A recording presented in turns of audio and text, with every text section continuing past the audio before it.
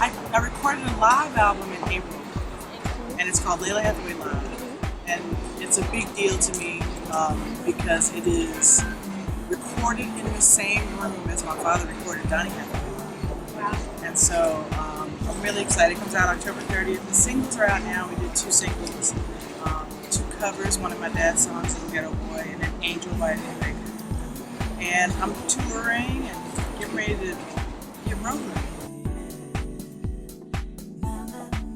It's real deep. I mean, I come from a family of people that talked about what was going on in the world and wrote songs about it.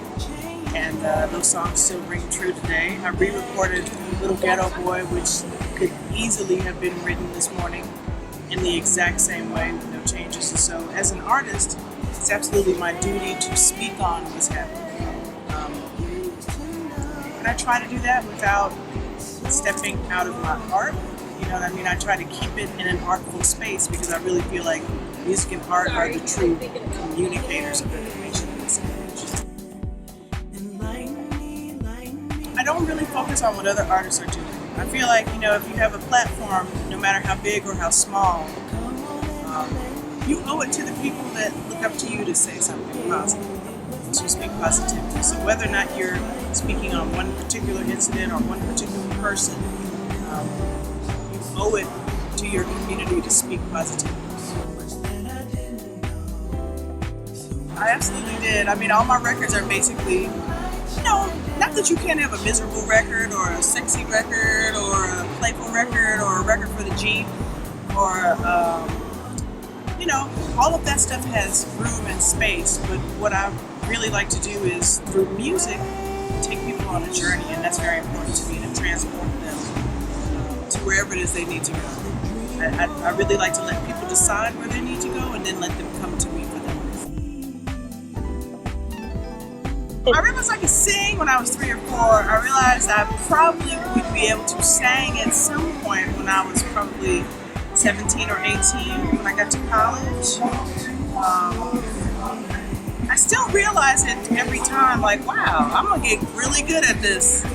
It's still an evolution for me, and so I'm still a student of it. I'm still trying to be great. It's just like, wow, I did that. This is really cool. I'm working on as many things as possible, you know, just trying to find the uniqueness about my instrument. I don't look at it as weight. I just look at it as a nice little thing that I carry with me that's a part of me.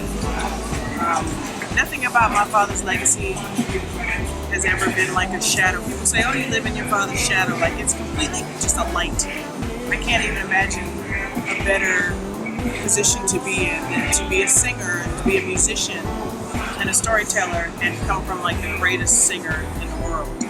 So I'm very honored to be the child of my parents. I chose them very wisely. The playing field is not balanced now, but let's not pretend like it was ever really balanced. There was a lot more room. You know, I grew up in the 70s and 80s, and on the radio, there was a different sort of landscape created for music. There was less radio, there was less TV, there was no satellite radio, there was no cable, there was no streaming. You know, you could not listen to your music on your phone. There's just so many ways to get music now that it makes it both a smaller proposition, more narrow, and also a wider proposition. So I think it really starts with us being involved from a really small age, a young age, and saying, hey, I know you like this. This points to this, and this points to this. That's the history of what that is. You don't have to listen to John Coltrane every day, but you do have to understand who he is and what he means to music. Donny Hathaway.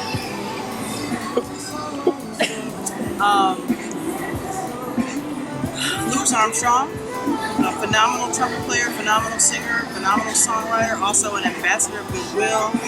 I mean, there's so much. Ella Fitzgerald.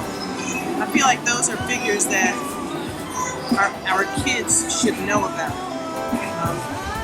Just music to me is as important as math and English and science, and they make kids better learners. They make kids more comprehensive students. They make them better in math. feel like it's important to teach children about music and art.